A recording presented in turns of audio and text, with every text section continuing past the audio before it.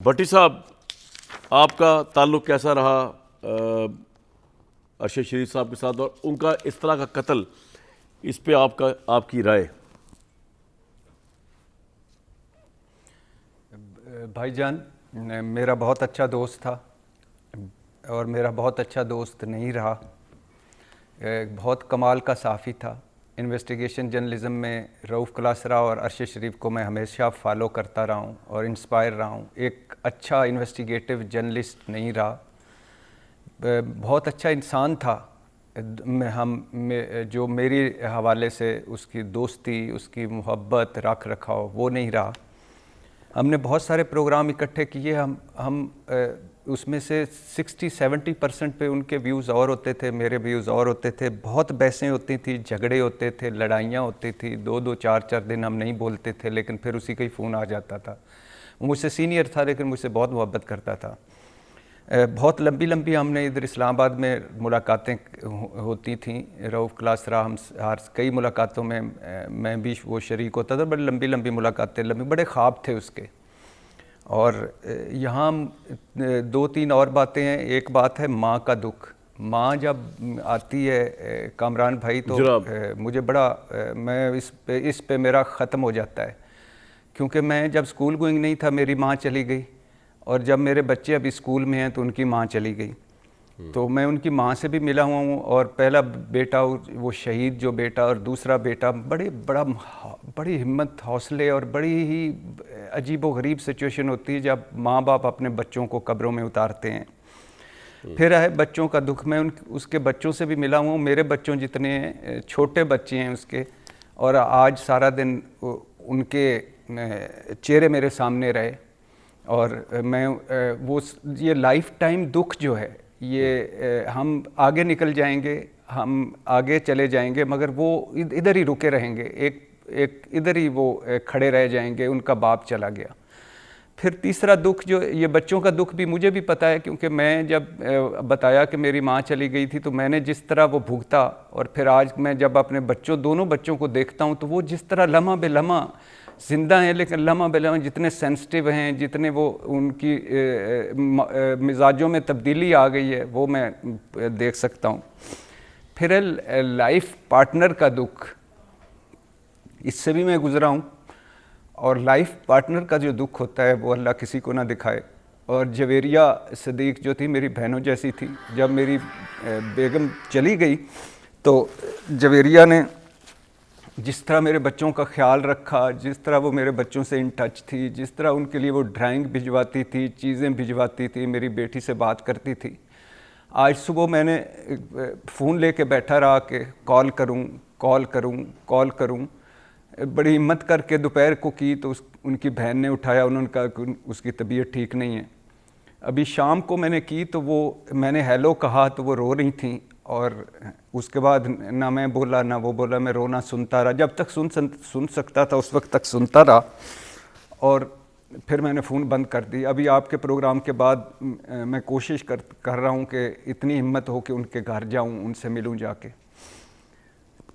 یعنی ہم کہاں رہ رہے ہیں، کیا ہو رہا ہے، کیسے ہمارے کیا خواب ہوتے ہیں، ہمارے کیا چیزیں ہوتی ہیں، اور ہم کس طرح نکل جاتے ہیں یوں سارے اس طرح سے.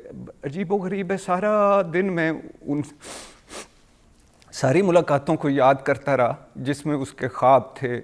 وہ جس طرح وہ چاہتا تھا کہ ہم ڈسکس کرتے تھے کہ یہ ہو جانا چاہیے. مجھے اس سے بہت اختلافات تھے، لیکن میرا دشمن بھی کوئی نہیں ہے. لیکن اگر میرا کوئی بدترین دشمن بھی ہو تو جب میں اس کی یہ تصویر دیکھوں کہ سر میں گولی لگی ہوئی ہے اور اس کا چہرہ اور وہ نیچے سر جھکا ہوا ہے، تو میں کیا کر سکتا ہوں؟ اور یعنی میں کتنا بے بس ہوتا ہوں، فیل کرتا ہوں. اس کا ملک سے یوں چلے جانا، اس کا ملک در ملک پھرنا، اس کا کینیا میں ہونا، اس کا یوں کینیا میں قتل ہو جانا. کینیا پولیس کی رپورٹ اور پھر ان پر سوالات، تحقیقات ہونی چاہیے، لیکن نہیں ہوں گی بھائی جان. لیاقت علی خان سے ارشد شریف تک کبھی ہمیں کچھ سرا ملا ہے؟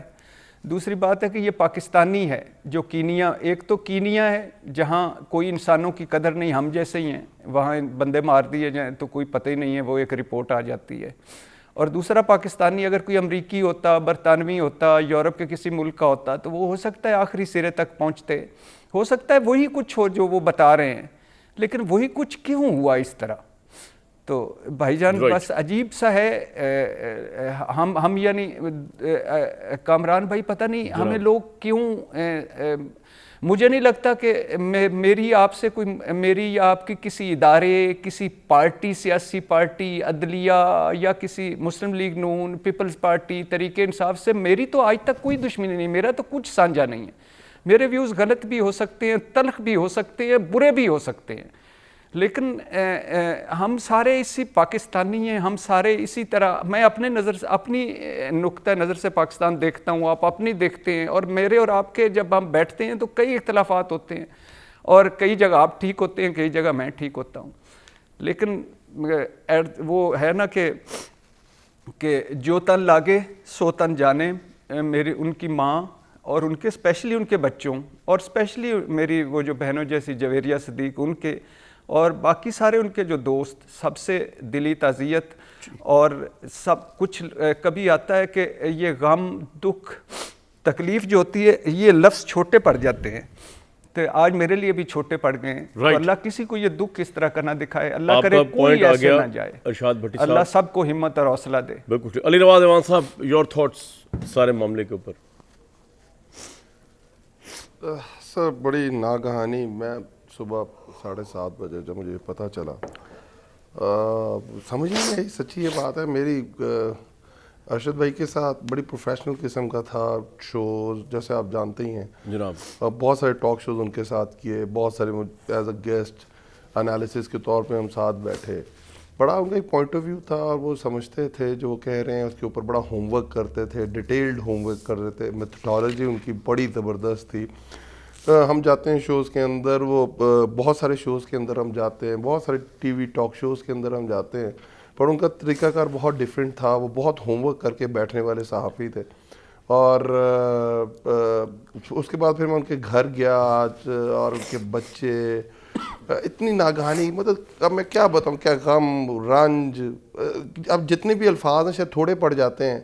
اور جس طرح ہوا ان کے ساتھ کہ ان کو وہ اپنے ملک سے وہ ایک طرح ملک بدر ہو گئے تھے, جس طرح جو رپورٹ ان کے آج وکیل نے کہا ہے عدالت کے اندر, کیونکہ ہماری ہیئرنگ سے پہلے ان کی ہیئرنگ تھی فنڈامنٹل رائٹس کے کیس میں, کہ پاکستان گورنمنٹ نے انفلوئنس کیا دبئی کو, انہوں نے وہاں سے ان کو ریپیٹریٹ کیا جائے, اور اس کی وجہ سے انہیں دبئی بھی چھوڑنا پڑا. پھر جس طرح آپ نے بتایا کہ کئی اطلاعات تھیں, شاید وہ انگلینڈ تھے, کئی اطلاعات تھیں وہ کینیا میں تھے. اپنے ملک میں ایک صحافی جو سمجھتا ہے وہ بول رہا ہے. جس طرح بھٹی صاحب نے کہا, آپ سے اختلافات ہو سکتے ہیں, ہمارے آپس کا, اب جب ہم آپ کے شوز کر رہے ہوتے ہیں, ہمیں آپس میں اختلافات ہوتے ہیں, بٹ اس لیول پہ جو ہماری ہسٹری ہے لیاقت علی خان سے لے کے, اگر میں صحافت میں بھی جاؤں تو بڑے بڑے نام اس وقت پاکستان کے اندر نہیں ہیں, وہ باہر بیٹھ کے باتیں کر رہے ہیں. میرے سامنے حامد میر بھائی ہیں, 5 گولیاں ان کو ماری گئیں. ابصار عالم اپنے گھر کے باہر, اس کے ساتھ یہ ہوا. بہت سارے صحافی اس وقت بھی پاکستان سے باہر ہیں, بہت سارے پولیٹیشنز کے ساتھ یہ بہت سارا کچھ. پر میں یہ کہتا ہوں اختلاف رائے تو حق ہے نا سب کا, اور بات کرنا بھی سب کا حق ہے. میں سمجھتا ہوں اس کا ایک اینگل ہے, آپ سمجھتے ہیں اس کا دوسرا اینگل ہے. Let people of Pakistan decide it. پر جس طرح ان کے ساتھ یہ ہوا ہے, آپ مجھے بتائیں کہ اب پاکستان میں, کیونکہ آپ جس فرٹرنیٹی سے ہیں, آپ جس شعبے سے تعلق رکھتے ہیں, مجھے بتائیں کہ کون بے باک تبصرے کر سکے گا, کون بے باک بات کر. میں تو نہیں کہہ سکتا کہ یہ پیٹریوٹک نہیں ہے, یہ پیٹریوٹک نہیں ہے, یہ محب وطن نہیں ہے, یہ غدار ہے, یہ ہے, یہ فلاں ہے. ہمارے سامنے تو سب سیم ہے. اور جس طرح آج ان کی ماں, میں تو مجھے اب سمجھ آئی ہے کامران بھائی جب میں ان کے گھر گیا ہوں, کہ وہ ارشد شریف اس طرح بولڈ کیوں تھا, ارشد شریف اتنا بہادر کیوں تھا, ارشد شریف جو بات کرتا تھا. مائی گاڈ کامران بھائی آپ پریشان ہو جائیں گے جو میں ان کی ماں سے ملوں. مطلب دیکھیں, پہلے ان کے والد کی ڈیتھ, سیم ڈے ایک اور بیٹے کی ڈیتھ, اس کے بعد تیسرے بیٹے کی ڈیتھ, 3 جو ان کے گھر کے میل فگرز ہیں, مین ہیں, ان کی ڈیتھ ہوتی ہے. اور جس طرح وہ بیٹھی تھی, جس طرح وہ بات کر رہی تھیں, اور جس طرح وہ پاکستان کی بات کر رہی تھیں, جس طرح وہ پاکستان کو آگے لے جانے کی بات کر رہی تھی, اور کہہ رہی تھی کہ میں اس ارشد شریف کی جو اسٹرگل ہے یہ میں کنٹینیو کروں گی. میں تو لٹرلی, وہ اگر میں غلط نہیں کہہ رہا, کہ وہ ہٹلر کہتا ہوتا تھا, give me good mothers I will give you good nation. تو لٹرلی اس حوصلہ ہوا، پاکستان کے فیوچر کا حوصلہ ہوا کہ ہمارے پاکستان اگر ایسی مائیں ہیں تو پاکستان کا جو مستقبل ہے بڑا تابناک ہے، بڑا زبردست ہے. اور جو ہوا ان کے ساتھ، جس طرح کیا گیا، اس کی جتنی بھی مذمت کی جائے کامران بھائی، میرا خیال وہ کم ہے. اور وہ بالکل بھٹی صاحب نے ٹھیک بات کی ہے، یہاں کس کا کیا پتہ چلتا ہے جی، کیا کرنا، کس نے کیا کرنا، کس نے کیا بتانا، کیا راز افشا کرنے اور کیا ہونا.